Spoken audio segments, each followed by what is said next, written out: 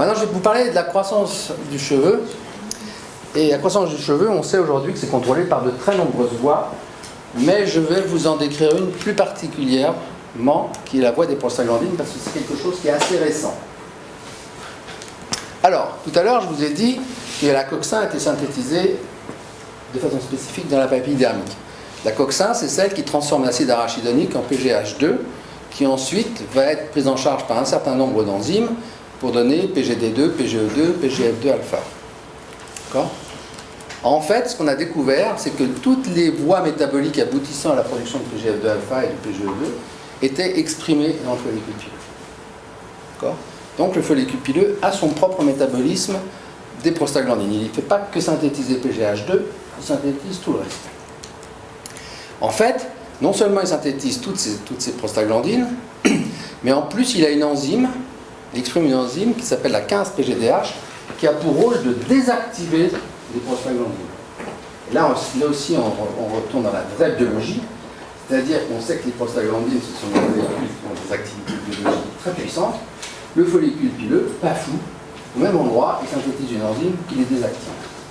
Donc là, c'est une lutte entre la production et la désactivation qui va faire que finalement, il y a une activité prostaglandine dans le follicule pileux. Mais non seulement il y a des prostaglandines, mais tous les récepteurs des prostaglandines sont synthétisés dans le follicule pileux, et en particulier dans la papille dermique. Il existe par exemple 4 récepteurs différents pour PGE2. Sur les 4, il y en a 3 qui sont synthétisés dans la papille dermique. Il existe 2 récepteurs pour PGD2, DP1, DP2. Eh bien, DP2 est synthétisé dans la papille dermique. Il y a un récepteur pour le thromboxane, un récepteur pour PGF2 alpha, il est exprimé dans la papille dermique. Donc, globalement, ce qu'il faut retenir, c'est que le follicule pileux humain héberge la voie complète de synthèse des prostaglandines, dont les effets physiologiques sont contrôlés par un réseau complexe de récepteurs. Et ça, c'est nous qui l'avons découvert. C'est intéressant, c'est qu'un analogue de PGF2 alpha, qui est le dimatoprost, il stimule la croissance du follicule pileux in vitro. Et je vous rappelle que le dimatoprost, mais surtout le latanoprost, qui est un analogue de PGF2 alpha, avait été utilisé initialement pour traiter le glaucome. Et l'effet secondaire de ce traitement, c'est la pousse des cils. D'ailleurs, il y a donc un laboratoire qui s'appelle Allergan, qui propose sur le marché un produit qui s'appelle le produit Lattice.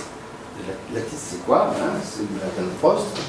Et théoriquement, il faut s'en mettre sur la frange ciliaire pour augmenter la croissance des cils. Alors, je dis mesdames, parce que je ne sais pas si pour certains que ça concerne les hommes, mais je dis mesdames, faites très attention avec ça. Parce qu'il y a un effet secondaire. Changement de couleur de l'iris. De façon irréversible et non contrôlée. C'est-à-dire que vous pouvez avoir des changements de couleur de votre œil droit qui n'est pas le même changement de couleur pour votre œil gauche. Donc, enfin je dis ça comme ça. Attention. C'est ce qu'on appelle un verrou. Oui, en quelque sorte. Donc, mais néanmoins, on est certain que les prostaglandines ont un rôle dans le contrôle de la croissance du cheveu, dans le comportement du cheveu. Mais, alors on pourrait dire c'est super, PGE2, PGF2 alpha. Mais le troisième larron, qui est PGD2, eh bien PGD2 en fait est un inhibiteur de la croissance du cheveu. Donc le follicule, sur place, synthétise des prostaglandines qui stimulent sa croissance, mais aussi synthétise une prostaglandine qui inhibe sa croissance. Ce qui permet un dosage très fin de la croissance. Alors ce qui est intéressant, c'est que dans le cas de l'alopécie, il y a une synthèse accrue de PGD2, d'une part, et il y a une synthèse accrue de son récepteur DP2. Ce qui est lié, c'est probablement un des facteurs associés à l'alopécie. Tout ça pour dire que, ça c'est un truc que j'ai publié cette année, qu'en fait on peut décrire ce que j'appelle le yin-yang du follicule pileux, qui dit bien que le follicule pileux il est sous un contrôle. Le moins qu'on puisse dire, c'est qu'il est sous influence. Il y a des influences positives d'une part, le yang, des influences négatives, le yin. Et là, vous avez toute une série d'exemples de facteurs yang, yin, et de facteurs yin.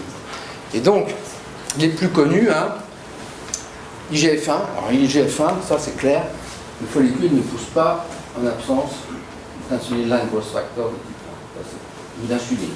Enfin, il pousse pas. Il est insulinodépendant, c'est clair. Follistatine, noguine, eh ben, ce sont des molécules qui sont inhibitrices de BMP2, BMP4. BMP2, BMP4, ce sont des inhibiteurs, et donc évidemment, vous avez les inhibiteurs des inhibiteurs. C'est assez classique. Donc vous avez aussi des molécules telles que l'arginine, le glucose, la glutamine, hein, qui sont donc des molécules simples, mais dont on va voir qu'au moins pour l'arginine et le glucose, le follicule est totalement dépendant du glucose et de l'arginine. Voilà.